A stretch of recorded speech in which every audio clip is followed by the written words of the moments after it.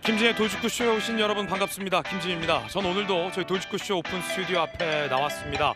법원이 스스로 사실상 재판을 정지시켰다라는 논란에 휩싸였습니다. 민주당이 재판 중지법을 통과시키기도 전에 대법에서 유죄 취지로 파기환송한 그 재판부가 재판 기일을 무기한 연기한 겁니다. 위증교사 재판부도 마찬가지였습니다. 남은 재판은 3개입니다. 잠시 후에 이야기 나눠보겠습니다. 전 비가 오나 눈이 오나 매일 아침 이곳에서 여러분을 기다리겠습니다. 김지의 돌직구쇼 지금 라이브로 시작합니다. 잠깐만요.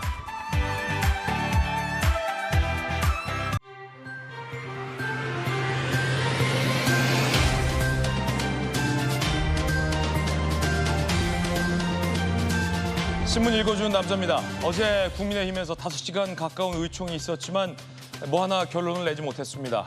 관건은 김용태 이 젊은 비대위원장의 거취와 관련돼서 의견을 모으지 못한 겁니다. 사실 이 갈등의 기저에는 차기 전당대회 때 당권에 재도전할 것으로 분석되고 있는 김문수 전 후보와 한동훈 전 대표 간의 이 신경전도 자리 잡고 있는 것 같습니다. 잠시 후에 이야기 나눠보겠습니다. 오늘 종합신문 4가지 키워드 준비되어 있습니다. 함께 보시죠. 먼저 첫 번째 키워드입니다. 첫 번째 키워드는 뭘까요? 바로 이겁니다. 84조. 조선일보가 오늘 일면에 썼습니다. 84조 함께 보시죠. 이재명 대통령의 사법 리스크는 사실상 끝났다라고 조선일보가 쓰고 있습니다. 대법에서 유죄 취지로 파기환송한 그 파기환송심이 재판 기일을 무기한 연장했기 때문입니다. 사실상 재판이 멈춘 겁니다. 위증교사 항소심도 마찬가지고요. 이제 3개 재판이 남았는데 과연 3개 재판의 재판부는 어떻게 할까? 잠시 후에 이야기 나눠보겠습니다. 야당에서는 강하게 반발하고 있습니다. 법원이 무릎을 꿇었다라고 비판하고 있습니다. 그 가운데 한동훈 전 대표는 이 법원의 이 같은 결정에 대해서 강하게 반박을 하고 있습니다. 잠시 후에 이야기 나눠보겠습니다. 이어서 다음 키워드입니다. 두 번째 키워드는 이겁니다. 두 번째 한국일보 사면 기사입니다. 이재명 대통령 중국보다 일본을 먼저 선택, 한미일 협력 기반의 외교 지평 확대 포석이라는 분석 나오고 있습니다. 트럼프 대통령에 이어서 이시바 총리와 이재명 대통령이 통화를 했습니다. G7 회의를 앞두고 미국, 일본과 스킨십을 가져가고 있는 겁니다. 이어서 다음 키워드입니다. 세 번째 키워드는 이겁니다. 4대상 중앙일보 이면 기사입니다. 자, 어쩌면 해피엔딩이라는 제목의 우리 뮤지컬이 토니상 6관왕을 휩쓸었습니다. 그래미, 오스카, 에미, 토니, K컬처 미국 4대상을 다 품게 된 겁니다. 조수미 선생과 영화 기생충, 그다음에 드라마 오징어 게임, 뮤지컬 어쩌면 해피엔딩까지 미국의 4대상을 K컬처가 휩쓸고 있습니다. 이제는 K뮤지컬까지 대단합니다. 이어서 다음 키워드입니다. 네 번째 키워드는 이겁니다. 5만 개, 동아일보 12면 기사입니다. 대선 폐현수막 5만 개, 70%는 매립 소각, 썩는데 50년 걸린다는 겁니다. 선거 때마다 현수막이 산더미라는 겁니다. 이 중 30%만 재활용된다고 하니 환경오염 문제도 심각해 보입니다. 꼭 이 아날로그 방식으로 현수막을 달아야 할까? 다른 방법은 없을까요? 뭐 전광판이나 다른 재활용이 가능한 대체 현수막이랄지 말이죠. 아이디어가 필요해 보입니다. 지금까지 신문 읽어주는 남자였습니다.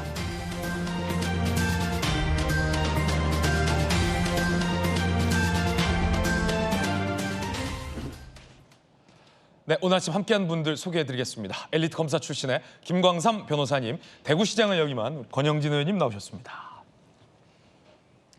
아산시장 출신의 우리 복귀왕 의원님, 그리고 민주당 법률위 부위원장을 맡고 있는 조기현 변호사님 나오셨습니다. 어서 오세요. 첫 번째 얘기부터 시작하겠습니다. 한동훈이냐, 김문수냐. 결국은 이 싸움이 될 것이다. 여당의 한 중진 의원은 이렇게 얘기했습니다. 이 연장선 끝에 젊은 김용태 비대위원장의 거취 논란도 연결돼 있는 겁니다. 어제 국민의힘이 의총을 가졌는데 5시간 동안 험악한 분위기도 있었다고 보도가 나오고 있습니다. 결론을 못 내렸다고 하는데 그 자리에 참석한 우리 권영진 의원님께 잠시 후 얘기 자세히 들어보겠습니다. 첫 번째 얘기 지금 시작하겠습니다. 한동훈 전 대표가 다시 돌아오느냐? 김문수 후보가 다시 돌아오느냐? 당대표로 말이죠. 아니면 제3의 인물, 이참에 그냥 권영진 의원이 당대표를 하느냐? 쇄신의 발도 못 댔다. 또 하나의 의문점은 여당은 이제 막강한 의석수를 앞세워 행정부를 등에 업고 재판 중지법도 통과시킬 기세인데 과연 야당은 막을 힘이 있는가, 견제할 힘이 있는가의 관건도 있습니다. 자, 어제 이 5시간간의 치열했다라고 해야 될까요? 아니면 신경전이 거셌다라고 해야 될까요? 이 의총 끝에 의총의 모두 발언부터 좀 들어보죠. 논란의 중심에 서 있는 젊은 비대위원장입니다. 제가 여기 계신 의원분들 중에 나이로는 막내지만 비상대책위원장이라는 지도자답게 의원님들의 다양한 생각을 품고 희망을 녹여내겠습니다. 오늘 의총에서 건설적인 논의가 이루어지길 기대합니다. 보수는 품격입니다. 품격 있게 개혁을 추진해 나가겠습니다. 의총 모두 발언 때는 호기롭게 얘기했지만 5시간간의 이 치열했던 신경전 의총 이후 김용태 비대위원장은 풀이 죽었습니다.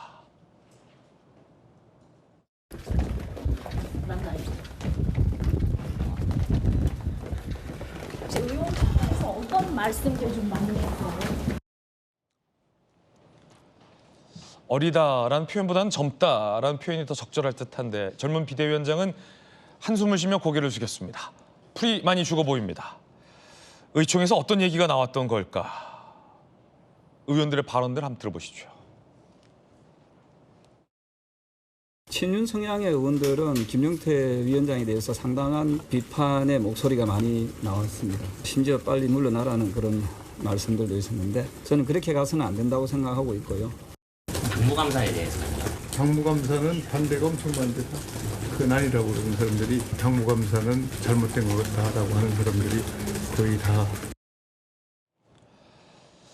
자, 비대위원장으로서 한밤에 대선 후보가 교체된 것에 대해서 당무감사를 하겠다라는 김용태 비대위원장의 이 승부수 카드, 명백히 친윤을 겨냥한 이 카드에 대한 의원들의 반발이 거셌다라는 얘기를 들어볼 수 있었습니다.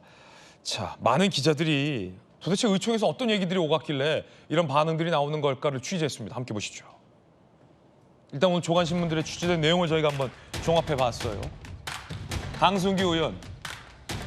아니, 김용태 비대위원장이 지금 무슨 소리를 하느냐. 자기 정치하는 것 아니냐. 탄핵 반대를 무효화하겠다니 이게 무슨 소리냐. 아주 강한 비판 발언을 강승규 의원이 꺼내들었고요. 최보윤 의원이 거들었다라는 겁니다.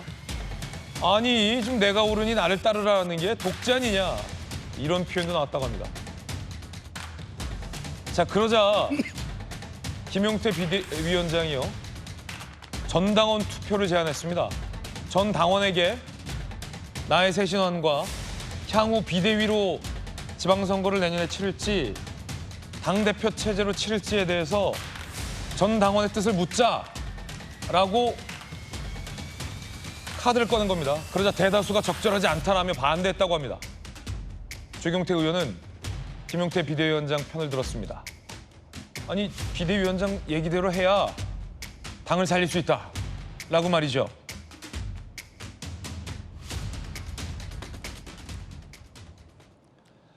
그런데 4선 이상 중진들은요, 김용태 비대위원장을 거세게 비판하고 있습니다.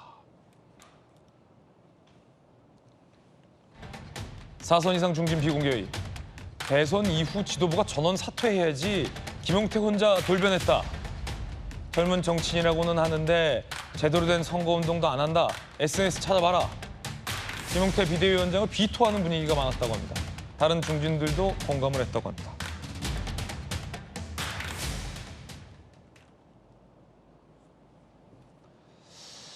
분위기는 상당히 좀 심각해 보입니다. 의총에 있었던 권영진 의원님, 지금 보도되고 있는 내용들이 다 맞습니까?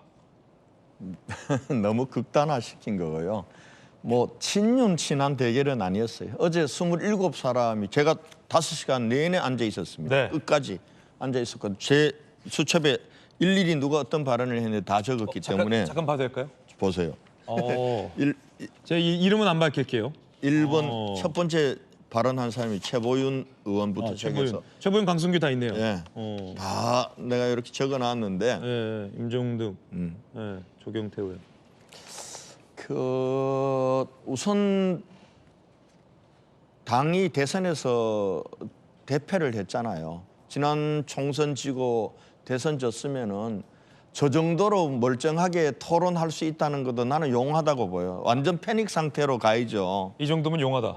그런데 이제 그나마 저렇게 어제 27명이 나오고 지난 4월 5일 날 한 2시간 하면서 10명 정도가 발언을 했습니다. 네. 37명이 발언해. 저는 저것도 부족하다고 봐요. 더 난상 토론을 해야 돼요. 있는 것 다 드러내야지. 그동안 자기 숨기고 공개적인 자리에서는 얘기 안 하다가 뒤에서 딴소리 하는 게 정당으로 제일 무서운 거기 때문에 우선은 국민들께는 정말 죄송해요. 정말 국민의힘을 지지하고 국민의힘을 응원해 주셨던 국민들께는 지난 탄핵, 계엄, 탄핵 이 과정에서 그리고 대선에서도 우리가 단합하지 못해서 정말 국민들로부터 실망드린 측면이 있었는데 대선 지고 나서도 서로 다른 목소리가 나오는 것에 대해서 아마 걱정하시는 국민들이 많을 텐데 네네. 그러나 저는 그 부분들은 당이 변화하고 새롭게 태어나는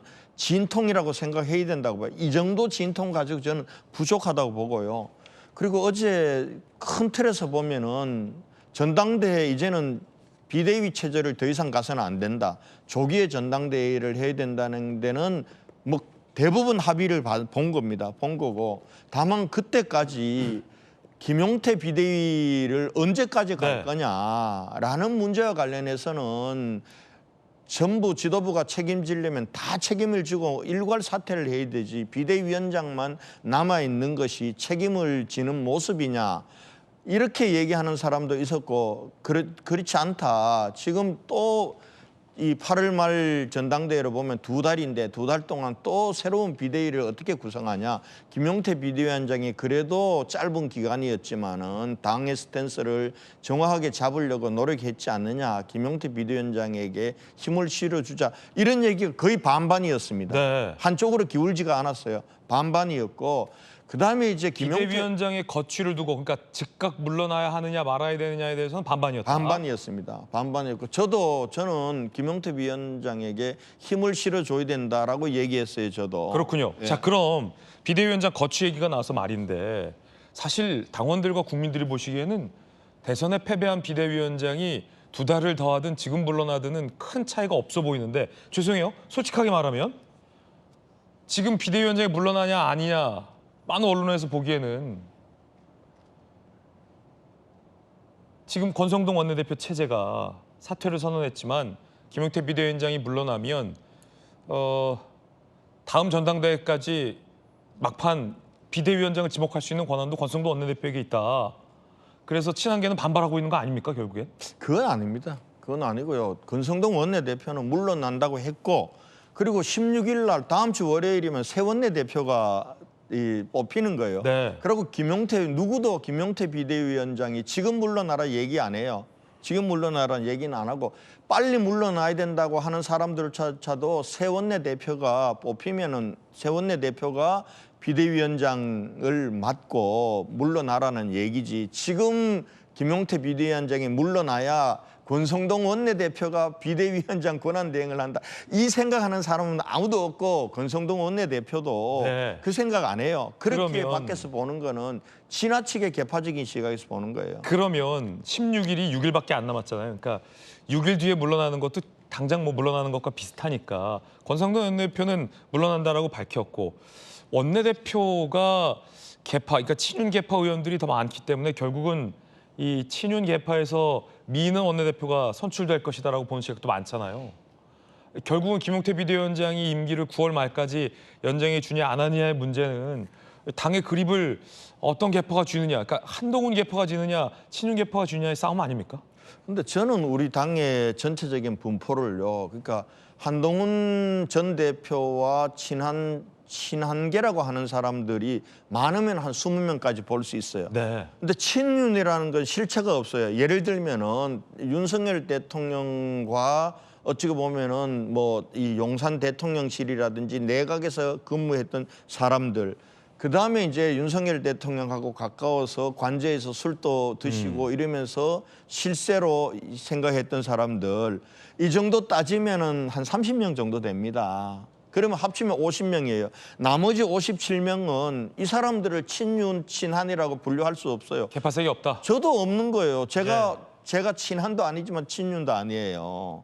그러니까 이런 사람들이 많고, 어제 이 김용태 비대위원장의 임기를 보장하고 김용태 비대위원장의 혁신안이 절차적으로는 좀 문제가 있었다. 의총을 앞두고 발표할 게 아니라 의총 의견을 들은 이후에 발표했으면 더 좋았지 않겠느냐, 이런 문제 제기는 있었는데, 그렇게 김용태 비대위원장의 혁신안에 동의하는 저 같은 사람들 중에서 친한도 아니고 친윤도 아닌 사람들도 많아요. 그렇군요.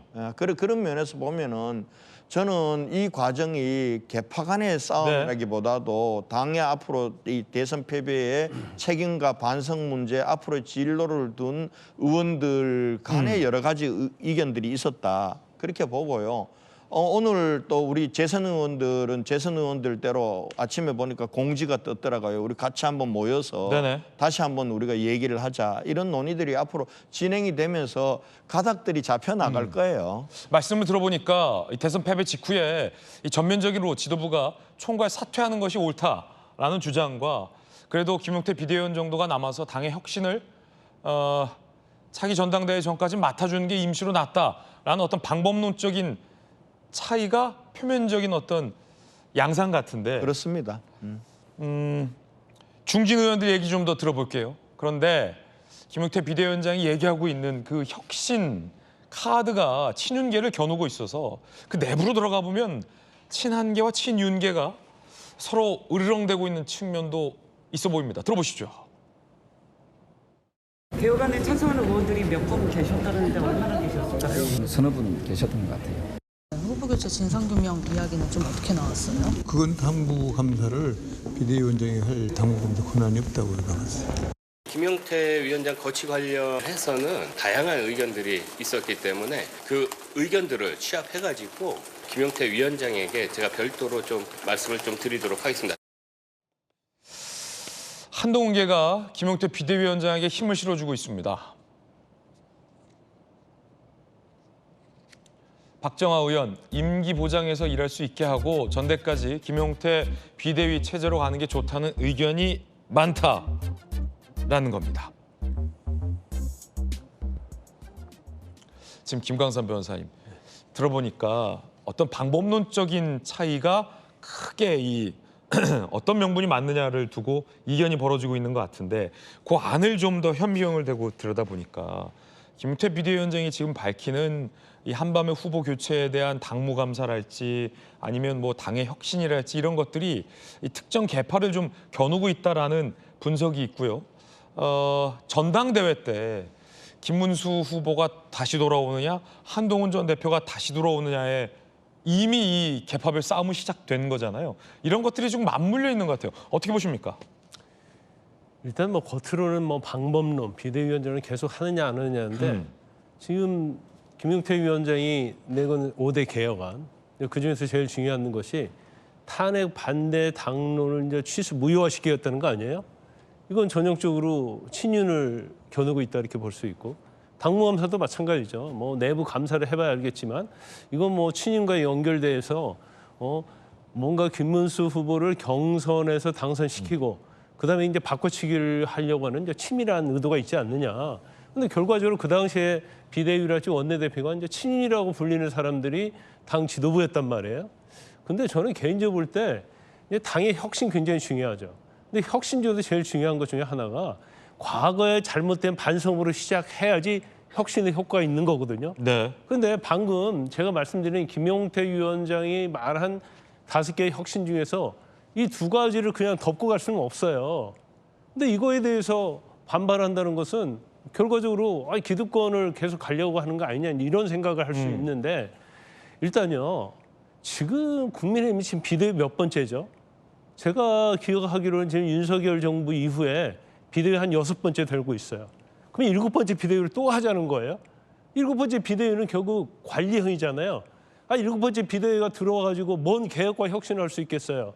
전당대회 준비하는 거예요. 네. 비대위가 힘을 가지려고 하면 총선 공천권 이런 걸 가져야지 비대위가 개혁 혁신에 있어서 힘을 발휘할 수 있는데 이건 단순히 전당대회를 치르는 관리형이거든요.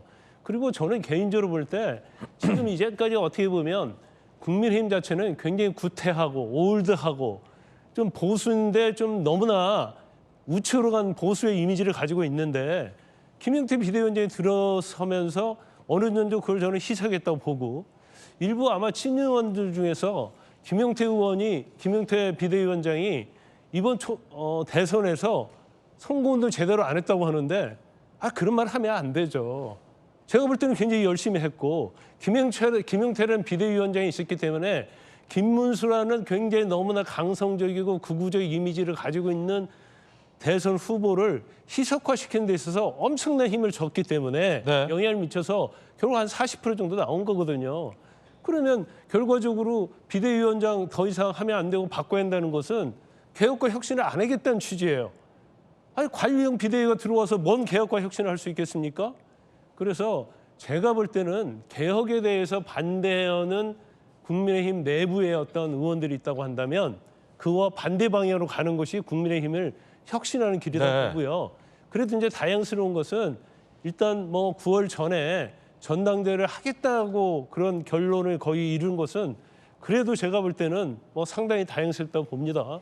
그래서 일단 그 김용태 비대위원장 체제로 가는 게 맞고요. 물론 일부 비판이 있죠. 다 사퇴했는데 왜 너만 사퇴하지 않느냐. 근데 이건 정치예요. 정치 때문에 상황에 따라 다를 수 있고 또 국민의힘의 전당대회를 치르고 개혁과 혁신에 데 있어서 누가 가장 적합하느냐.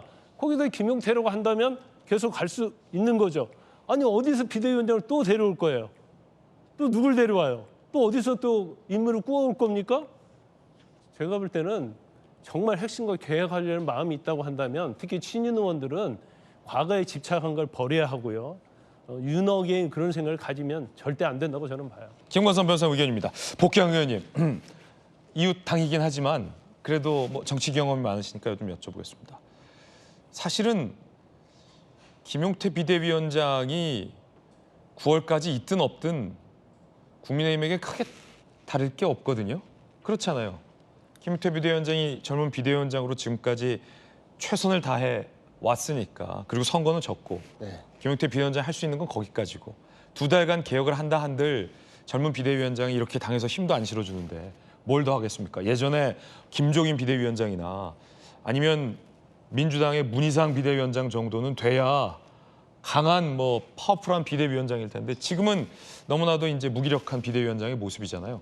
자, 근데도 불구하고 이렇게 당내에서 김용태 비대위원장에 대해서 반대하고 이른바 한동훈 전 대표에 대해서도 견제하는 움직임은 어떻게 봐야 됩니까? 대선 패배는 한 거고 앞으로 당을 운영하는데 누가 중심이 될 거냐 이 싸움 아니겠습니까? 예. 3년 전에 저희가 대선에서 졌을 때가 생각이 나요. 대선에서 지면 그 패배한 정당은 거의 당의 존립을 갖고 고민하게 되고 갈등이 일어납니다. 결국은 그때 당시 민주당 같은 경우에도 이재명 대표 체제에서 체포동의안을 처리하느냐 못하느냐 이것 가지고 이재명 대표 단식까지 들어가고 결국은 국회에서 일부가 이탈되면서 이제 처리가 됐지 않습니까? 이런 것들이 결국은 대선 패배의 후유증의 가장 극단적인 모습으로 나타나는 건데 저는 지금 국민의힘은 이제 시작이라고 봐요. 이제 뭐 고름도 안 뗐죠 뭐. 이젠 서로 말로 주고받는 것이고 조금 있다가는 뭐 집단으로 뭐 정치적 행동을 같이 하느냐 안 하느냐 이런 말까지 나올 것이 뻔히 보이고 친윤 세력들 같은 경우에는 탄핵은 잘못된 것이고 개엄은 옳은 것이고 이 주장을 할 때만에 본인들의 정치 생명의 근거가 만들어지는 건데 그동안에 그 두 가지를 다 반대했던 분들한테 지금 그것에 대해서 잘못을 인정해라라고 하면 거부감이 어마어마하게 들지 않겠습니까? 그러니까 서로 인정할 수 없는 영역을 가지고 현재 대립하고 있다. 결국은 이 계엄의 강을 건너야 하는데 그 지점에서 지금 대립하고 있다. 그렇습니다. 그리고 김용태 위원장 같은 경우에도 그 부분에 대해서 잘못된 당론이었다라고 인정하자는 거잖아요. 그러면 결국은 권영세, 권성동 체제에서 그것을 인정한 의원들의 공동 책임을 다 인정을 해야 되는 거기 때문에 옳고 그름을 떠나서 심리적으로 싫은 거예요. 저는 맨 처음에 이제 김용태 비대위원장이 임명이 될 때 김문수 후보의 좀 나이가 제일 많으시고 그리고 좀 극우적인 이미지 이런 것들을 커버하기 위해서 가장 젊고 그래도 좀 개혁적인 보수 이미지가 있는 김용태 의원을 비대위원장으로 임명했다고 봐요. 거기까지는 정치공학적으로 맞는데 김용태 의원 개인으로 볼 때는 야 저건 독배인데 저것을 정말 현명하게 몸에 보약이 되게 마실 수 있는 사람이면 나중에 국민의힘의 보수의 지도자로 성장할 텐데 그런 길이 별로 안 보입니다. 그러니까 지금 보면 젊고 진짜 유망한 청년 정치인 하나를 두고요. 본인들의 정치적 이익에 따라서 현재 막 칼질하는 거예요. 난도질하고. 그래서 저는 개인적으로 그 젊은 정치인 김용태 의원에 대해서 굉장히 가슴 아프게 보고 있고 저는 양계파 싸움 하는 거 좋아요. 그런데 서로 민주당 같은 경우에도 최대한 서로에 대해서 사람에게는 상처를 주지 않기 위한 노력을 했었던 것 같아요. 그리고 나서 이제 그것이 다음 선거, 그러니까 그 다음에 이제 총선에서 이기면서 저희들은 최종적으로 봉합이 됐던 것인데 결국 국민의힘도 다음 뭐 지방선거일지 그다음 총선일지 일정 정도의 성과를 내기 전까지는 지금 현재 대선 패배의 후유증으로부터 벗어나는 것이 어렵거든요. 그때까지만 해도 계속해서 책임론이 오고 갈 것이고 그래서 저는 김용태를 단적 한 예를 들어서 정치적 이익에 따라서 막 상처를 주고 그의 진퇴를 가지고 자기들의 어떤 그 계파의 이익을 도모하려고 하고 이렇게 가면 저는 국민의힘이라는 그 정치 집단도 결국은 사람들이 하는 거기 때문에 치유하는 기간이 오래 갈 수밖에 없을 것 같아서 저는 좀 가슴 아프게 바라보고 있습니다. 자, 그럼 권영진 의원 결국 거취에 대한 결론은 못 내렸는데 내일 의총이 또 있죠.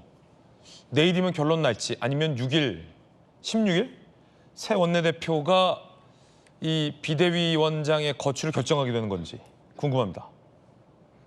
아마 결론은 새 원내대표가 선정이 돼야 될 것 같아요. 그런데 그렇군요. 김용태 그 비대위원장의 임기는 6월 말까지는 보장이 돼 있습니다. 그렇기 때문에 제가 보건대는 가장 좋은 방식은 새 원내대표하고 김용태 비대위원장이 협의해서 다음 관리형 비대위를 어떻게 구성할지를 그렇게 가는 것이 지금 와서 김용태 비대위원장을 지금 내모는 것도 정말 우리 당이 혁신 안 하겠다는 그런 증거로 그렇게 될 거라고요. 그리고 그렇다고 해서 지금 또 일각에서 얘기하는 게 개파적인 시각이 나쁜 시각만이 아니라 다 일괄 사퇴하는 책임을 져야 된다라는 얘기도 일리는 있는 거예요. 일리는 있는 거기 때문에 이 부분들을 우리가 정치적으로 해결하는 방법은 김용태 비대위원장과 그리고 새 원내대표가 같이 협의해서 관리형 비대위를 구성하는 방식으로 가고요.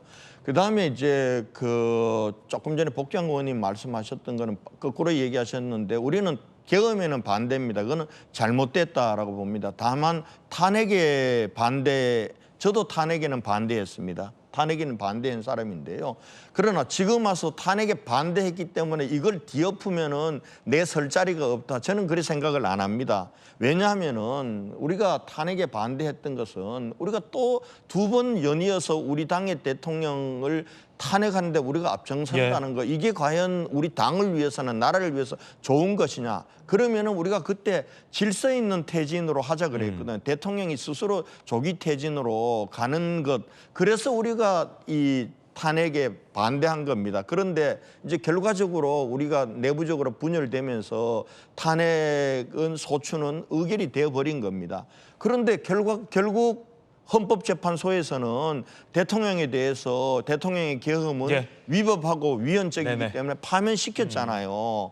그리고 대선 이후에 국민들 다수는 거의 한 70%는 대통령 파면이 잘 된 거라고 얘기하는 거예요. 그럼 이제는 달라져야 이 된다. 상황에서 달라져야죠. 예. 근데 지금 여기서 김용태 비대위에서 이걸 마무리를 짓지 못하면요. 지난번 우리가 박근혜 전 대통령 탄핵 때 당이 탄핵의 강을 건너는데 4년이 걸렸습니다. 예. 모이면 그거 가지고 내부적으로 싸웠습니다. 겨우 2021년 6월 달에 이준석 당대표가 되면서 탄핵의 강을 건넌 거예요. 그러면은 지금 이거는 명백한 거거든요. 그런 면에서 우리 당이 국민들의 뜻에 따르고 더 이상 이 탄핵 가지고 찬성이다 반대냐를 가지고 서로 기득권 싸움하고 하지 않기 위해서는 저는 김용태 비대위원장의 고뇌에 찬 결단이 저는 옳다고 봅니다. 네. 그런 면에서 이걸 건너는 방식 자체를 탄핵 당론을 무효화하는 방식일 수도 있고 다른 방식이 될 수도 있어요. 우리가 국민들 앞에서 그때 탄핵에 반대했던 부분들은 국민 다수의 생각과 정서를 품지 못했습니다. 죄송합니다. 라고 전체적으로 사과하면서 우리의 새로운 당의 결의를 보내주는 방식으로라도 이걸 해결을 해야 돼요. 해결하지 않으면은 다음 이거 해결 안 된 상태에서 전당대회에 가면요. 또 찬탁 반탁 가지고 또 싸우게 됩니다. 계속 싸우게 되기 때문에 이 부분 지금 건너야 된다. 알겠습니다. 해결해야 되는 거예요. 과연 이 젊은 비대위원장은 살아남을 수 있을까요? 자, 그런가 하면 홍준표 전 후보가 창당 요구에 예스라고 답변을 달았다고 합니다. 이건 또 뭐죠? 조기현 변호사님, 이건 또 뭐죠? 글쎄요, 저도 홍준표 후보가 뭐 정계 은퇴를 선언했지만 실제 그럴 거라고 아무도 믿지 않았죠. 네. 하와이에 계실 때도 선거 관련된 또 정치 관련된 입장을 계속 내는 걸 봐서 선거 결과 이후 국민의힘 상황, 보수 전반의 상황에 따라서 어떤 방식으로든 정치를 재개할 거라고는 봤는데 그 방식이 신당일 거라고는 생각을 못했네요. 근데 이제 저것도 뭐 그런 요구에 대해서 일응 답변한 것이지 실제 어떤 신당과 관련된 구체적 계획이 있을 것 같지는 않습니다. 정치권 관측에서는 홍준표 전 후보가 이준석 의원과 또 신당을 만들 거다. 뭐 이런 관측도 일부 나오던데. 이준석 후보와의 관계는 뭐 누가 봐도 이후에 정치를 한다면 이 서로 연합해서 같이 할 가능성은 있어 보이긴 하는데 저는 지금 당장 이준석 후보도 그렇고 홍준표 시장도 그렇고 바로 뭐 상당에 나선다거나 개혁신당의 홍준표 뭐 전 시장이 같이 가서 뭘 한다거나 이렇게가 될 것 같지는 않고 국민의힘 전반의 어떤 이 상황, 지금 대선 패배 이후의 책임론을 둘러싸고 이 개판한 갈등이 계속되는 상황이 어떻게 전개될지에 따라서 여러 가지 상황과 변수를 고려할 것으로 보입니다. 그때 보수 전반이 헤쳐모여 하는 식의 상황이 도래될 경우 이런 게 상황적 가정을 하고 저런 정도의 어떤 뉘앙스 발언을 한 게 아닌가 싶습니다. 그러니까 지금 머릿속에 어떤 신당에 대한 구상이라든가 이준석 의원과의 어떤 새로운 정치에 대한 어떤 모색 이 단계까지 고민은 가 있을 것 같지는 않고 어차피 이게 국민의힘의 지금 내분이 뭐 1, 2개월 내에 수습이 되고 9월달 전당대회를 통해서 지금까지 분위기가 완전히 다르게 할 것이다 이렇게 보기는 여러 가지 어렵기 때문에 아마 돌아온 이후에 몇 가지 이후에 진행되는 상황을 보면서 신당 가능성에 대한 저런 정도의 그 연기를 모락모락 피우면서 아마 보수 전반에 흔들리는 지형을 좀 지켜보지 않을까 이렇게 봅니다. 차기 리더십, 김관선 변호사님. 네. 돌아오려 하는 라방하는 한동훈, 턱걸이하는 김문수, 신당 만들겠다는 홍준표 어떻게 보십니까? 일단 뭐 그 김문수 이제 한동훈 전 대표에 얘기를 했으니까 홍준표 전 시장에 대해서 얘기를 한다고 하면 이분 정계 은퇴한다고 떠난 지 지금 며칠 됐죠. 그런데 당 창당을 어쩔지는 모르겠어요. 신당 창당한다고 하고 정계 은퇴하면서 뭐라고 했죠? 뭐 SNS 안 는다고 그랬잖아요. 가자마자 SNS를 하면서 자기가 몸담았고 그동안 자기를 호가호위 시켜줬던 국민의힘에 침을 막 뱉었잖아요. 또 이분이 박근혜 탄핵 때도 그렇고 윤석열 탄핵 때도 그렇고 뭐 탄핵에 찬성하는지 반대하는지 왔다 갔다 굉장히 표리부동한 형태를 보였어요. 그런데 제가 볼 때는 국민의힘에 몸담고 있을 때는 일부라도 지지가 있었지만 지금은 아마 창당하면 나홀로당이 될 가능성이 크다. 아까 우리 조기현 변호사께서 뭐 이준석 신당 그런 얘기 했는데 이준석과 그런데 이준석 같이 머리 좋은 사람이 같이 당 만들지 않을 거예요. 그건 망하는 지름길로 가는 거죠. 어떻게 보면 본인도 홍준표 전 시장도 자기가 얘기했잖아요. 자기 꼰대다고. 꼰대와 이준석의 어떤 만남, 조우 이게 뭐가 도움이 되겠습니까? 단지 지난 대선 때는 한 표라도 얻고자 싶은 심정에서 민주당이 됐건 뭐 국민의힘이 됐건 그다음에 개혁당이 됐건 그냥 콜을 한 거예요. 근데 결과적으로 보니까 홍준표 표는 없었어요. 사실은. 그렇지만 한 표라도 얻어야 하니까. 그래서 이번 이제 정계 은퇴했으면 그냥 조용히 있는 게 맞죠. 근데 계속 뭐 플랫폼이고 SNS에 올리면서 자기 존재감을 과시하려고 했는데 존재감은 말뿐이에요. 언론에서 보도해 준 거 이외에는 홍준표의 존재감은 더 이상 한국 정치에는 저는 없다 이렇게 봅니다. 김관선 변호사님의 개인적 견해까지 전해드렸습니다. 이번엔 저희가 준비한 다음 순서입니다. 뜨거운 사건 3가지 준비되어 있습니다. 함께 보시죠. 자, 오늘 핫쌈 첫 번째 주인공은 이경규 씨입니다. 예능 대부 이경규 씨가 약물운전 혐의로 경찰이 조사를 받고 있다라는 내용이 보도돼서 알아보니 감기약을 먹였는데 약물 간이 검사에서 양성 반응이 나왔다고 합니다. 감기약을 먹었는데도 약물 반응이 나올 수 있을까? 이게 좀 궁금했습니다. 함께 보시죠, 일단.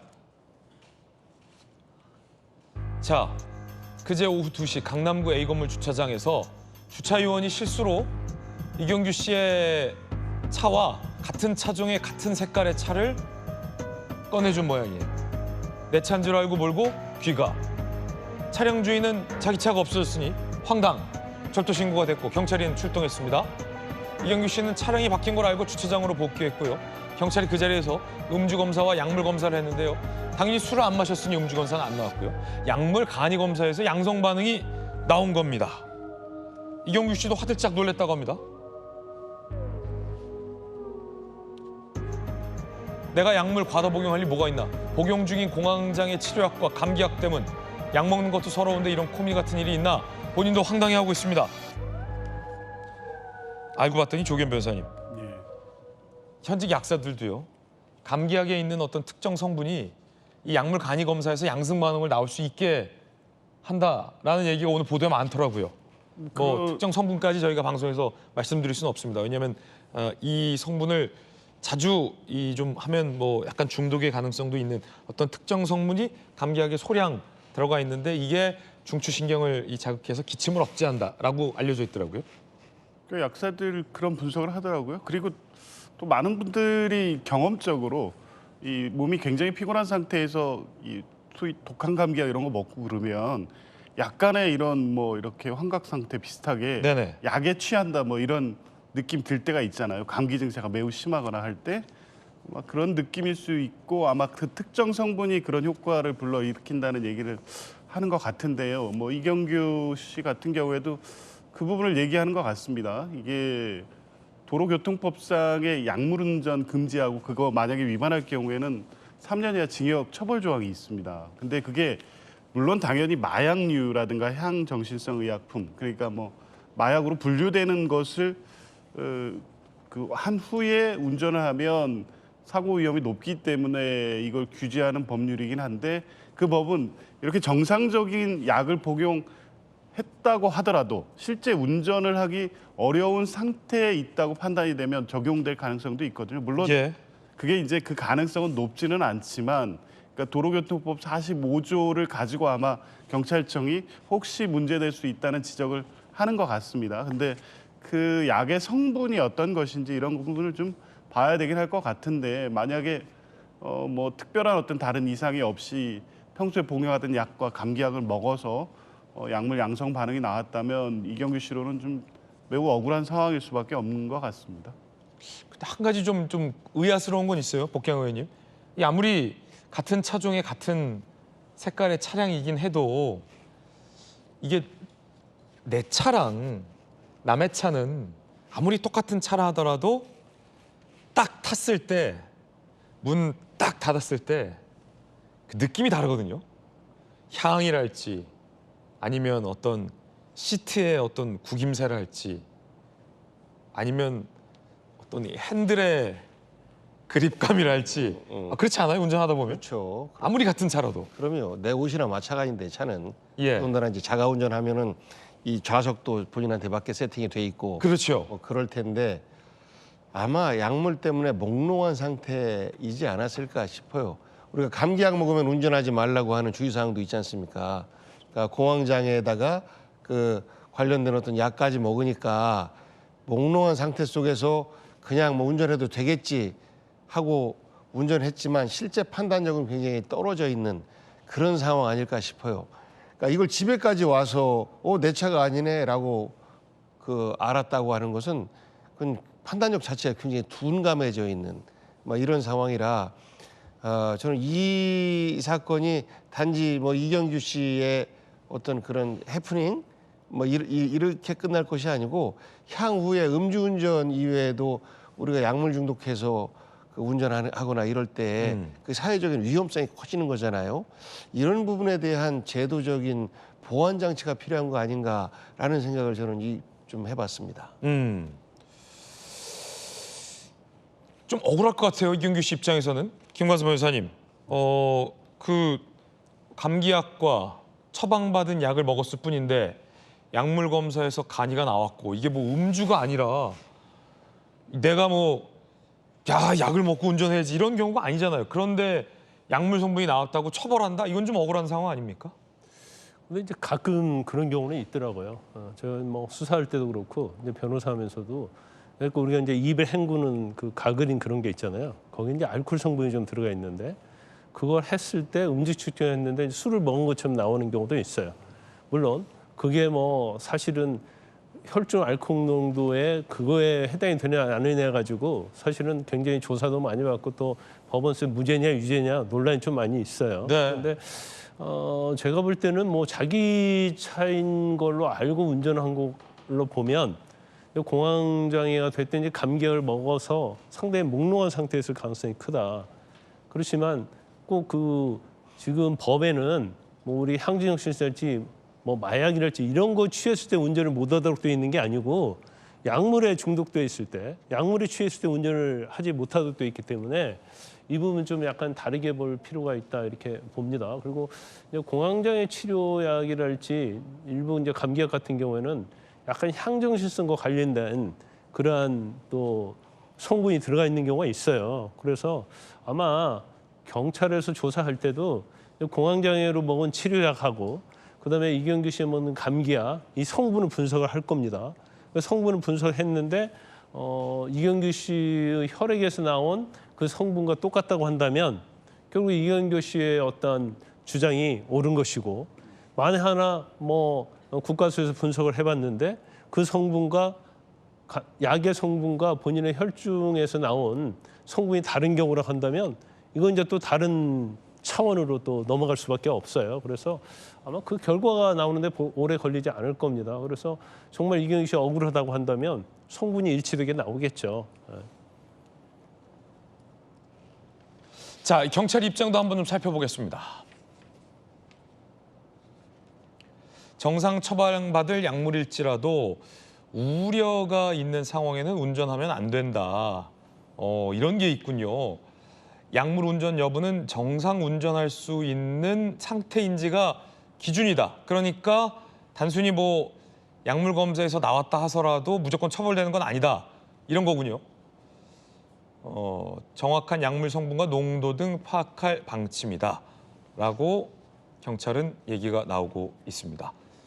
그러니까 뭐 김관섭 변호사님, 네. 일단 이경규 씨 말이 다 사실인지 여부가 간단하게 좀 확인이 될 것 같고 이경규 씨는 굉장히 좀 억울해하고 있고 좀 당황스레하고 있다는 거니까 그 부분만 확인되면 처벌받지는 않겠네요. 뭐 당연히 그렇겠죠. 아마 본인이 설마 이렇게 걸릴지를 몰랐을 거예요. 네. 근데 결과적으로 원래의 차주인이 와서 보니까 자기 차가 없거든요. 그러니까 절도로 신고를 했고 결국 절도로 신고되니까 이제 경찰에서 차량을 수배를 해가지고 결과적으로 붙잡혔는데 이경규 씨단 말이에요. 근데 절대로 차를 절도할 수 있는 그런 인물이 아니잖아요. 그렇죠. 궁핍한 것도 아니고 그렇죠. 또 굉장히 유명인이에요. 그리고 또 연예인이라 이 매니저들이 운전을 해주다 보면 이 뒷좌석에만 탈 경우는 헷갈릴 수 있어요. 권영진 의원님도 그런 경우는 없겠지만 의원님들 타는 차가 똑같은 색깔의 똑같은 요 리무진이거든요. 카니발 리무진이거든요. 그러니까 무심코 나오다 보면은 문을 턱 열었는데 내 차가 아닌 거예요. 그럴 수 있다니까요. 그럴 수 있다니까요. 있어요. 그런 경우는 가끔 있습니다. 가끔 있죠. 있어요. 비슷한 상황인 거거든요. 아니, 아이고 죄송합니다 하고 문 닫아야 돼요. 네. 아니 그런데 이제 이거 개인적인 추측인데 결국 차량을 찾았잖아요. 근데 차를 타고 간 사람이 이제 이경규 씨단 말이에요. 네. 그래서 이경규 씨가 내 차인 줄 알고 주차위원이 똑같은 색상, 똑같은 차종으로 차를 나에게 줬기 때문에 내가 타고 온 것이다. 그럼 이제 여기서 끝나는 게 맞죠. 사실은 이제 절도된 범위가 없는데. 그런데 아마 제가 볼 때는 경찰이 약간의 이경규 씨의 어떤 태도에 있어서 이상한 점을 느꼈던 것 같아요. 그러니까 약물 관련해서 저걸 측정을 했겠죠. 그게 아니고 전혀 이상한 모습이 없었다고 한다면 그렇습니까? 그럴 수 있겠네요 하고 차만 회수가 됐을 거예요.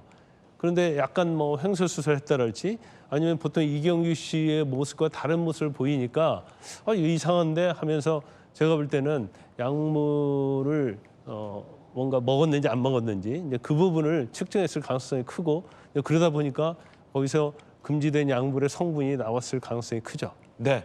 자, 일반 약사들도요. 이 감기약에서 간이 검사 시에는 양성이 나올 수 있다. 하지만 이건 뭐 불법이나 처벌받는 수위가 아니다라는 얘기도 약사들이 하고 있다라는 얘기 전해드리겠습니다. 네, 끔찍한 사건에 이었죠.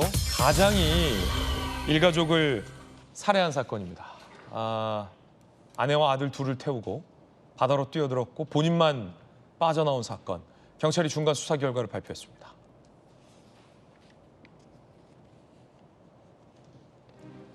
처자식 살해 2억 부담에 어제 경찰이 중간 수사 결과를 발표했는데 자 철근 배근 작업 반장으로 일했던 지모 씨 공사 현장 대금 미지급으로 인부 임금 3천만 원 체불 카드 대금 연체 등 1억 7천만 원 채무 총 2억대 빚이 있었습니다. 신변을 비관해서 가족을 살해하는 범행을 기획했습니다. 아내가 과연 이걸 알았느냐 인지했느냐 여부가 관건이었는데요. 범행 당일 차량 블랙박스를 통해 수면제를 나눠 먹은 정황도 확인이 됐다고 합니다. 그 아내도 이 범행에 동의했던 겁니다. 이게 더 비극적입니다. 범행 사흘 전 처방받은 수면제와 음료를 구입하게 됐습니다.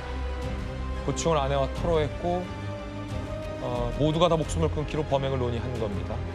아들 둘은 아무것도 모른 채 이 부모의 그릇된 선택에 목숨을 잃고 말았습니다. 그럼 이 고교생 아들들 다 키운 아들들이에요. 아들들은 왜 죽였을까? 17세, 19세 두 아들은 영문도 모른 채 사망했고요. 지모 씨의 얘기는 이래요. 빚도 있는데 자녀들만 남으면 힘들어할 것 같아 범행을 저지르기로 했다. 이 너무 안타까운데 권영진 의원님. 2억이 이분들한테는 큰 돈이었을 수도 있는데 이게 자녀들에게 곧바로 가지 않거든요. 옛날과 달라서.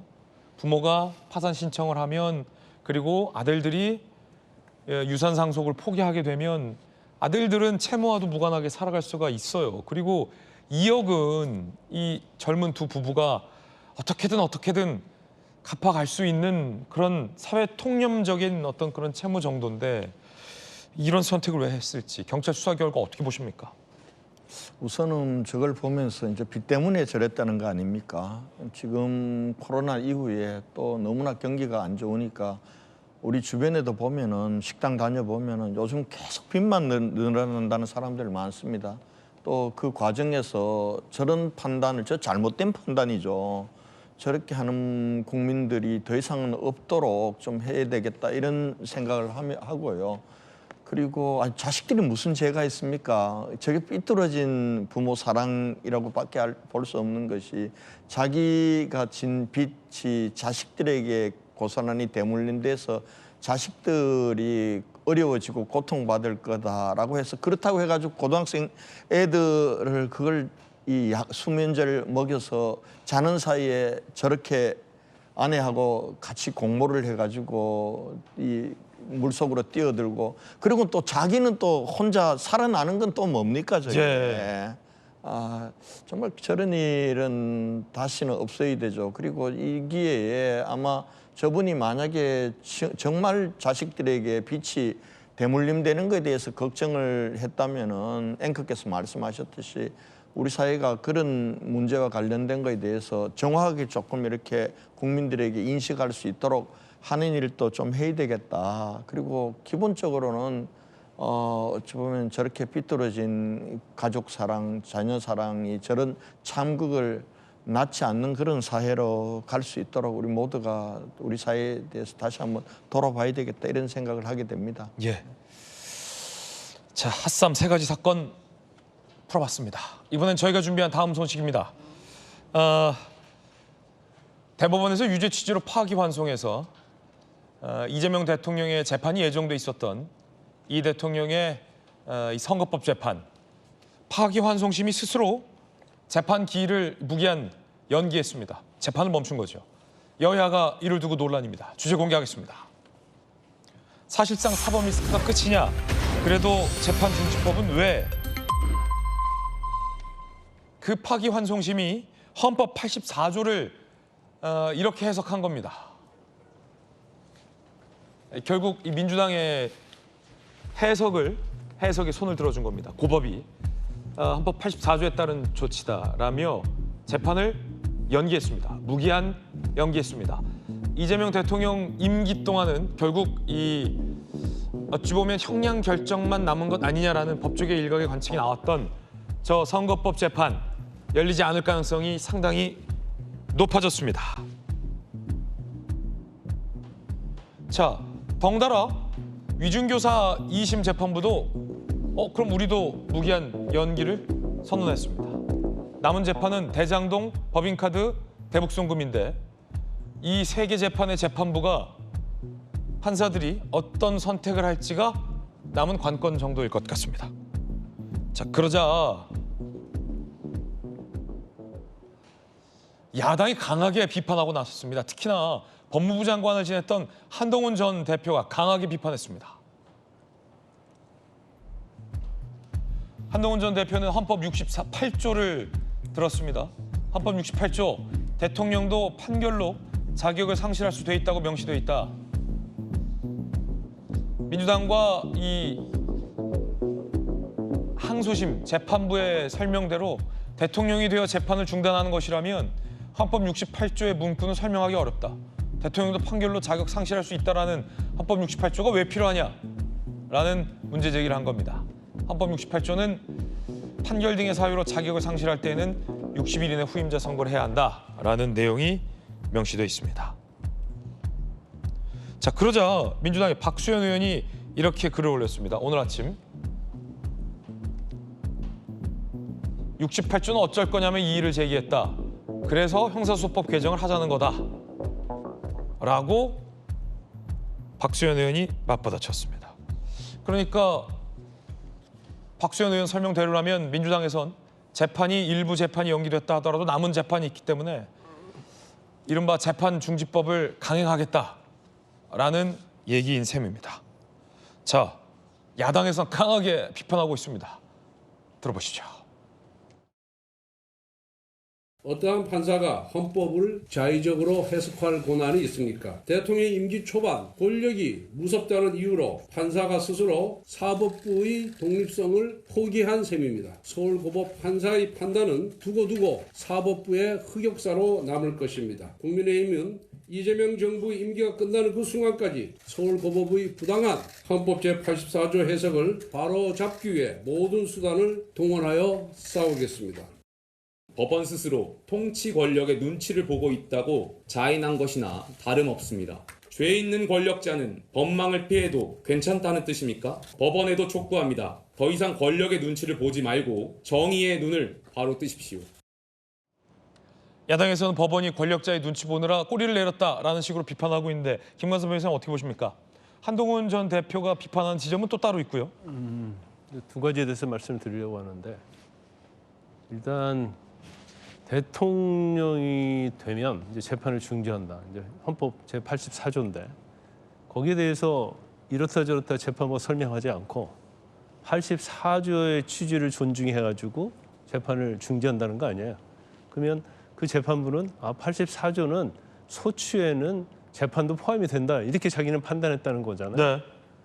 그런데 뭐 한편으로 저는 뭐 판사에 대해서 좀 약간 뭐 이해가 가는 측면이 있는 게 뭐냐면 어떻게 판사 개인 홀로 저 거대한 민주당하고 저 거대한 대통령을 당해낼 수 있겠어요. 재판 계속 한다고 하면 바로 탄핵하든지 뭐 하든지 할 거예요. 그러니까 아무리 용기 있고 사법부가 독립되어 있다고 하지만 사실은 탄핵이랄지 어떤 입법부의 어떤 거대한 힘자랑에는 판사는 독립기관이 개인이거든요. 그걸 사실은 이제 버텨내기가 어렵죠. 그리고 정말 대쪽 같고 정말 소신 있는 판사 아니면은 사실은 재판을 계속 하겠다고 하기 어려울 거예요. 근데 마침 헌법 84조가 있으니까 이건 해석이 나름이니까 나는 이쪽으로 해석한다 하고 어떻게 보면 정면 충돌을 피했다 저는 그렇게 보고요. 이게 서울 고등법원에서 한 거잖아요. 그러면 다른 하급심에 있는 1심의 법원들도 아마 마침 잘 됐다. 저렇게 해주니까 본인도 회피할 수 있는 기회가 생긴 거잖아요. 앞서서 가면 사실 욕 많이 얻어먹을 수 있는데 그래서 아마 다 재판 중지할 것이다 이렇게 보고요. 그다음에 이제 한동훈 전 대표가 한 것과 관련해서 또 박수현 의원이 올린 SNS 관련해서 68조 2항에 보면 판결로 자격 상실하는 경우에 이렇게 돼 있잖아요. 그러면 대통령이 임기 중에 판결로 자격을 상실한다는 것은 재판을 받는 걸 전제로 얘기하는 거잖아요. 68조 2항은 대통령 재판을 받아야 한다는 의미예요. 그럼 우리가 법을 해석할 때는 헌법 내에 존재하는 여러 가지 조항을 같이 유추 해석해야 하는 거 아닙니까? 하나는 소추당하지 아니한다. 그런데 이걸 기소를 해석을 해요. 기소냐 재판도 포함되냐. 그런데 68조 2항에는 판결로 자격 상실할 수 있다 이렇게 나오니까 소추는 기소만 의미하는 거구나. 우리가 그렇게 해석하는 게 당연하거든요. 박수현이 SNS에 올렸는데 뭐 아주 제가 볼 때 합리적이고 뭐 제가 볼 때는 뭐 상당히 이미지도 좋으신 분인데 저 SNS 내용은 틀린 거죠. 왜 틀린 거냐면 명확하기 위해서 법을 정한 것이다 이렇게 하는데 84조를 명확히 하려고 하면 법에 여기서 소추는 기소만 의미한다. 이렇게 법을 정하는 게 명확히 하는 거지.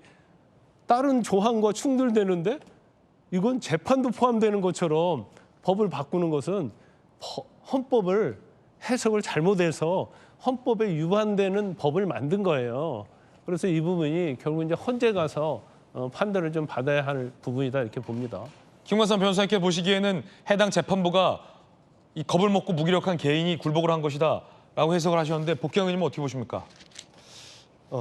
자기한테 유리한 판결이 나오면 환영하고 대단하다 그러고 불리한 판결이 나오면 그 판사 개인을 욕하고 막 사법부를 명예를 훼손하고 이런 모습들이 반복적으로 벌어지는 것에 대해서 우리 국민들도 참 아쉽게 생각할 거예요.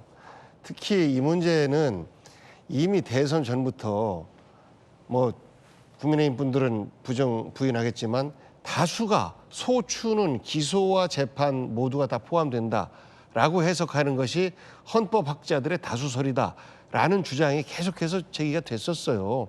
그렇기 때문에 이번에 그 판사가 자기 대통령이 무서워서 그만둔 게 아니고 그러한 헌법학자들의 다수설에 따라서 합리적인 판단을 내린 것이다 이렇게 보는 것이 맞고요. 왜 저런 제도를 도입했냐면 지금 대통령이 당선이 됐어요. 국민들에 의해서 역대 최대 가장 많은 표로 당선이 됐어요. 물론 50%는 넘지 못했지만 우리 국민들의 의사가 바로 엊그제 반영됐단 말이죠. 그런데 현재 재판을 받고 있는 짜자잘한 여러 그 재판들이 있다라고 하면 대통령이 일은 못하고 재판받으러 가야 돼요. 그게 우리 국익에 도움이 됩니까? 저는 그런 우리 국익을 고려해서 재판까지도 중단되는 게 맞다라고 헌법학자들이 그 해석을 하고 또 헌법도 그렇게 만들어졌다라고 봐요. 그렇기 때문에 이거는 그 죄를 다 용서해 주자라는 것이 아니고 국익을 위해서 일해야 되는 대통령에 있는 그 기간만큼은 집중할 수 있게 해주자라는 거 아니겠습니까?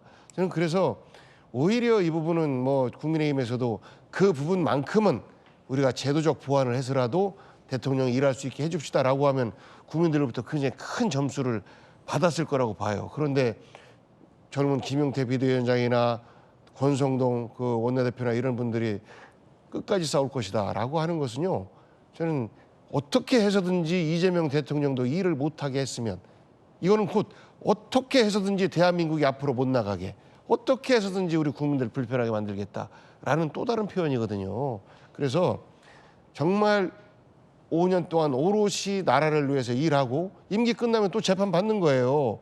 용서받는 것이 아닙니다. 그래서 그런 것들이 해석에 있어서의 여지가 좀 있다라고 한다면 그 형사소송법상으로 명확하게 정리해두는 것.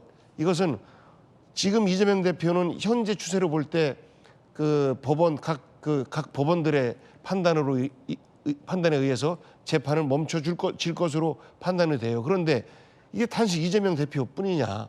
또 다음번 대통령은 또 재판에 계류 중인 대통령이 탄생 안 한다는 보장이 있느냐? 아니잖아요.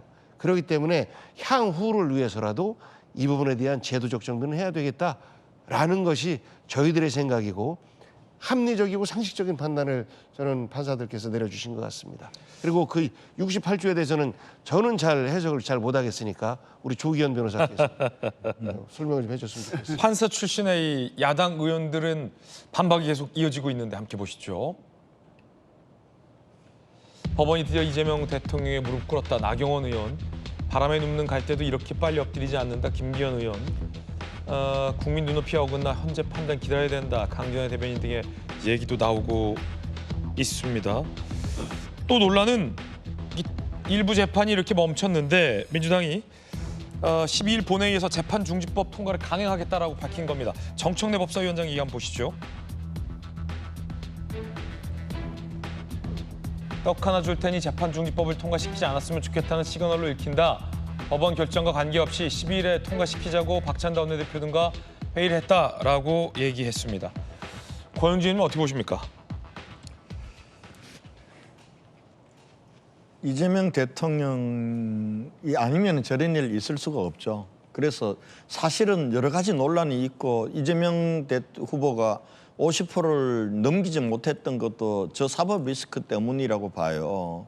그러니까 민주당에서 그렇게 많은 사람들 중에 왜 저런 후보를 내서 대통령을 당선시켜서 지금 헌법 84조에 대해서 대통령이 열심히 일만 해도 부족할 텐데 저런 걸 가지고 또 국민들이 서로 분열하게 만들고 여야가 서로 분열하게 만들고 이 부분들에 대해서 집권 여당과 이재명 대통령은 한번 다시 돌아봐야 될 거예요. 그래서 저는 판사 입장에서 뭐 어떤 장사가 저걸 견딜 수 있겠습니까? 민주당의 다수당의 압박도 있는 데다가 이미 그분은 대통령이 돼버렸고 이런 상황인데 저는 저거 재판을 계속할 판사가 있을까? 저는 선거 전부터 당선되고 나면은 저 재판 이루어지지 않을 거다라고 예상을 했는데 결국 그렇게 가는 거예요. 결국은 제 대통령 되면은 제가 있어도 재판받지 않는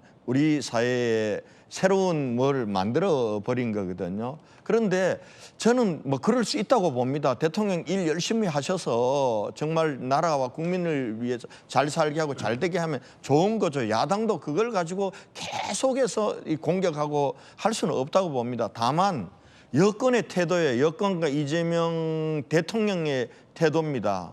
아니 이게 헌법을 다수 의견이 형사상의 소추는 재판도 중지된다고 어디 누가 다수라고 그랬습니까?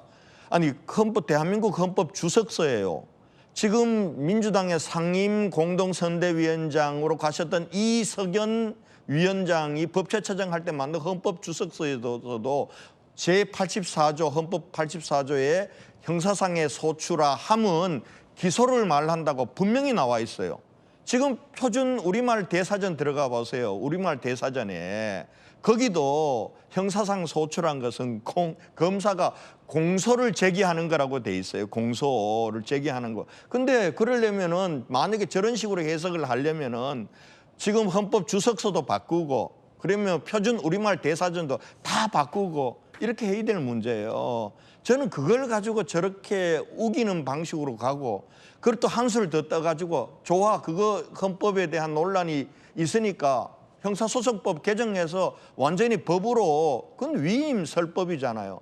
그 전에 저는 대통령과 민주당이 우리가 이런 논란과 국민들의 분열을 일으켜서 죄송합니다. 그러나 대통령으로 국민들께서 알고도 뽑아주셨지 않습니까?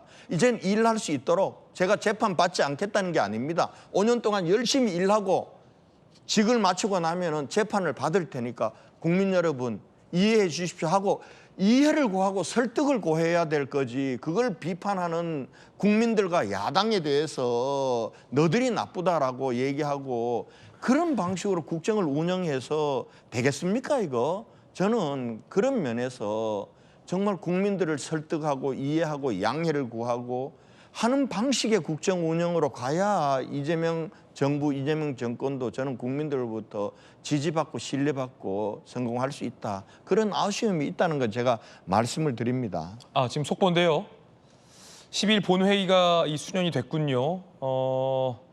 아무래도 이제 재판이 멈춤에 따라서 이른바 재판정지법, 형사소송법 개정법 처리를 일단은 우선순위에서 뒤로 미룬 걸로 좀 풀이가 됩니다. 조금 더 자세한 소식은 알아봐야 될 것 같아요. 아무래도 이제 좀 우아스러운 대목이 있었어요, 조경 변호사님. 왜냐하면 이제 이재명 대통령은 민생을 굉장히 우선시해야 되고 어떤 민생 추경이랄지 아니면 뭐 외교 현안과 관련된 안건들을 좀 먼저 챙겨야 된다라고 하는데 당에서는 뭐 특검이랄지 아니면 이런 재판정지법을 먼저 강행하겠다라고 해서 대통령실과 좀 뭔가 결이 안 맞는다라는 의아점들은 있었는데 재판이 지금 멈추어지고 있는 만큼 요 형사소송법 개정 등은 좀 수년되는 건가요, 분위기가? 그런 분위기로 보입니다. 그러네요. 국회의장실하고 원내 지도부가 어떤 협의가 있었는지는 모르겠지만 일단 뭐 서울고법이랑 위증사건 재판부의 결정이 있었고 이제 이 논란은 끝났다고 보는 겁니다. 이게 84조의 취지상 당연한 건데요. 불필요하고 소모적인 논란이 너무 오래 지속됐습니다. 저는 이 대법원이나 일선 법원의 대부분 판사들 당연히 이재명 대통령의 재판을 맡고 있는 재판부 생각 역시 84조에 따라서 공판은 정지된다는 걸 이미 굳이 합의해서 입장을 밝히지 않더라도 이 내용에 대한 묵시적 합의는 다 있었을 겁니다. 법원은 당연히 그렇게 했을 거예요. 그러니까 대법원이 지난 선거 직전에 무리하게 이 파기 환송 절차를 진행한 것도 만약에 당선이 돼서 직무를 시작하면 그 이후에 공판 절차를 진행할 수는 없다는 걸 알기 때문에 했다 이렇게 볼 수밖에 없는 거거든요.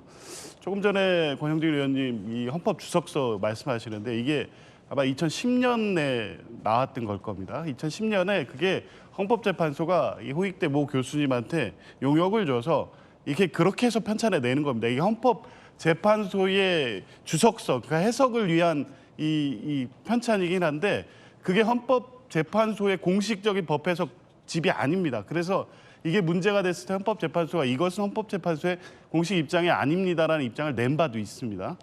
68조 문제를 얘기하는데요. 이 대통령의 직무와 관련돼서는 이 84조 자체가 내란 외환죄를 제외하고 직무 중에 소추되지 않는답니다. 직무 중에입니다. 그러니까 이 취지 때문에 대통령과 관련된 이 공무단임 제한이라든가 당연퇴직 조항은 엄격하게 제한 해석돼야 된다는 거거든요. 주로 이제 공직선거법 263조가 이 당선 무효 관련된 건데 그건 당의 선거니까 지난 대선 때 이 선거법 사건이 이 사건에 적용 안 되고요.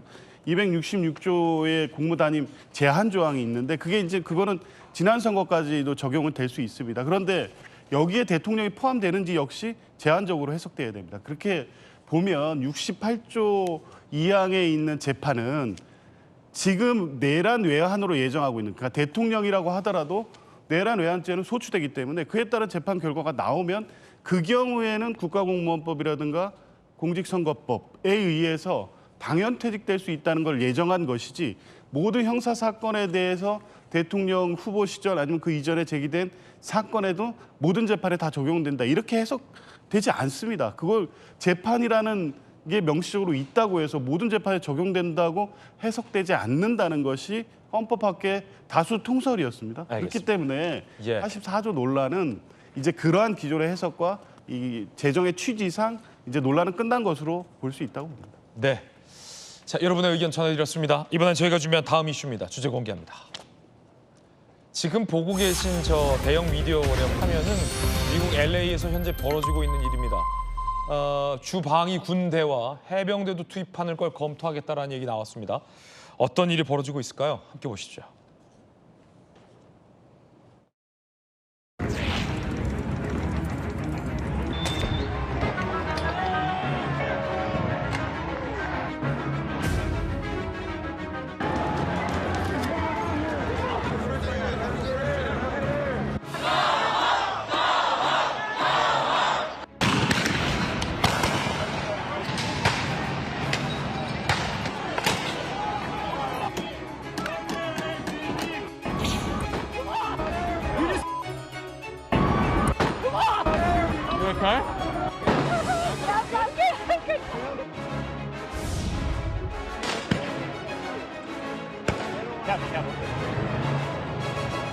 동포들 생활에 큰 변화는 없는 것 같은데 일단 오늘과 내일을 예의주시하게 보게 됩니다. 주방위 군대는 이미 투입됐고 추가 투입과 해병대 투입도 검토되고 있다고 합니다.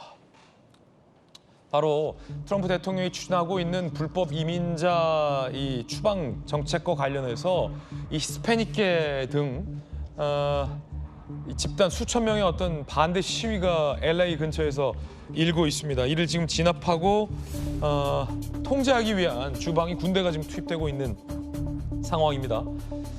미군 북부사령부, 연방인력과 재산보호 차원위에 700명 규모 해병대를 배치하겠다는 입장도 나오고 있습니다. 트럼프 대통령 SNS에 이런 글 올라오고 있어요. LA를 이민자 침공으로부터 해방하고 시위를 끝내는데 모든 조치를 하라고 지시했다. 트럼프 대통령 얘기 직접 들어보시죠.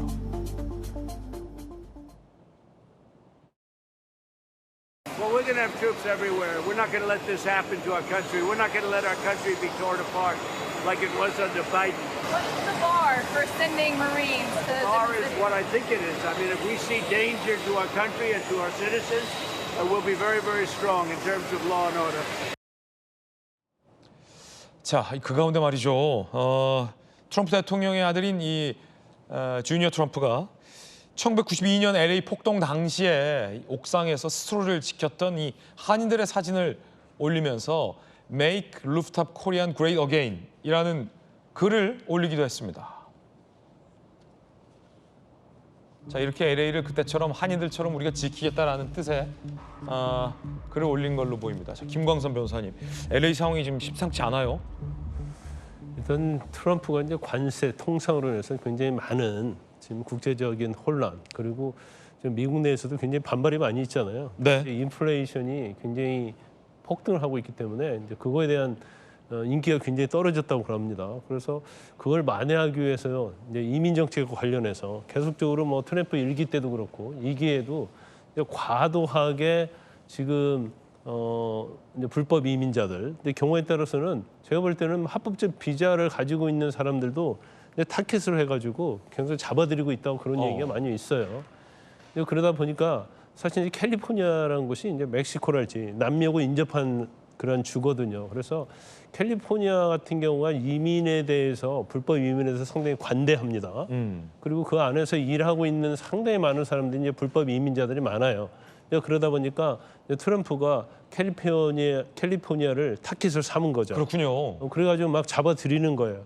그런데 캘리포니아 주지사도 마찬가지고 지금 상당히 트럼프의 어떤 이민 정책에 반대하고 있거든요. 더군다나 캘리포니아 주지사는 이제 민주당 출신이기 때문에 그런데 그 와중에 이제 저를 반대하는 시위가 있었는데 그 시위를 이제 폭동으로 규정을 하고 어떻게 보면 이제 반란의 경우에 주방위군이랄지 해병대를 투입할 수 있는데 단지 다른 법에 어떤 우회적인 걸로 그 법 조항을 여기에 해석해가지고 지금 주방위군을 투입한 거예요. 그래서 원래 주방위군은 주지사가 사실은 출동하는 데 권한이 있거든요. 그런데 이거 자체를 이제 편법에 의해서 다른 법에 의해서 대통령이 출동하도록 한 거죠. 그래서 이제 이게 여기서 끝날지 모르겠어요. 더군다나 이제 해병대까지 투입을 하면 사실 이제 군대 투입을 하면 이게 반란죄 정도의 수준이 돼야지 대통령이 직접 군대를 투입할 수 있는데 이런 것들이 법적으로 지켜졌는지 그것도 지금 논란이 굉장히 많이 되고 있고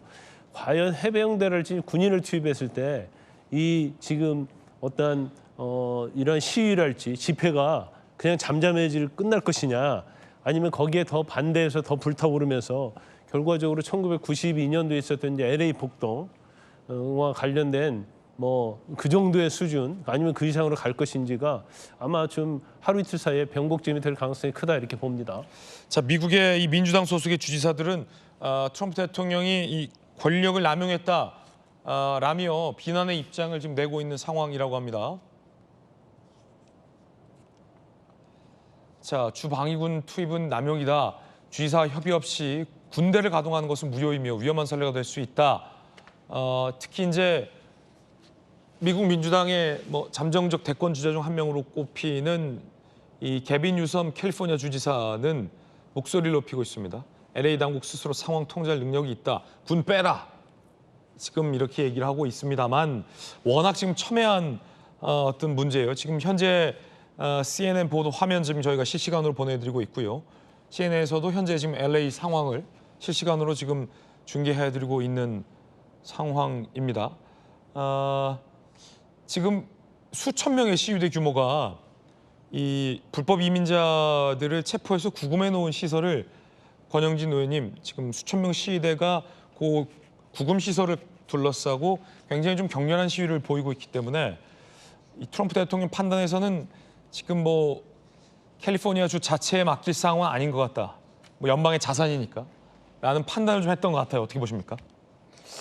전 미국을 알 수가 없어요. 사실은 만약에 우리나라에서 저렇게 시위가 좀 일부 있다고 해서 군을 동원한 거 아닙니까? 지금 처음에는 수백 명의 시위대를 진압하기 위해서 주방위군 2,000명을 그것도 주지사나 그 시장은 반대하는데 이 트럼프 대통령이 저게 경험 아닙니까?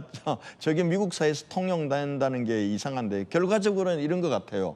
그러니까 다른 반대하는 데를 무릅쓰고 저렇게 무리하게 하는 거는 결국 지금 트럼프 대통령이 집권 초반의 위기예요. 본인이 무리하게 관세 전쟁이라든지 이걸 끌고 가면서 미국의 물가는 오르고 미국에서도 그에 대한 반대 여론이 많으니까 결국 저럴 때 쓰는 방법이 공공의 적을 만드는 거거든요. 그러니까 불법 이민자라는 걸 공공의 적, 특히 저 캘리포니아주는 히스패닉들이 많은데요. 이렇게 하면서 지금 주방위군 거기에 더해서 해병대까지 투입시키면 폭력은 더 증가될 거고 이렇게 되면서 전체적으로 자기의 정치적 위기를 넘기려고 하는 거 아닌가 이런 우려가 되는데요. 그렇군요. 그 속에서 저 33년 전 1992년도 LA 폭동 때 우리 이 한인들이 굉장히 많은 피해를 입었어요. 자경단을 구성해서 우리가 스스로 지켰기 때문에 인명피해는 없었지 모르지만 재산상의 피해는 수천억 원 피해를 입었거든요. 네. 그래서 이번에 우리 한인들, 우리 교민들 피해가 좀 없었으면 좋겠다. 맞습니다. 이런 바람입니다. 예, 저희들은 60초 광고 보고 돌아오겠습니다. 잠시 후에 뵙죠. 오늘 저희가 준비한 소식 모두 다 전해드렸습니다. 잠시 후 아래 주소에서 김진의 더 라방 시작됩니다. 뜨거운 이슈, 못다한 이야기 라방에서 이어보겠습니다. 잠시 후에 뵙겠습니다. 오늘 하루는 분명 어제보다 나을 겁니다. 좋은 하루 되십시오. 고맙습니다.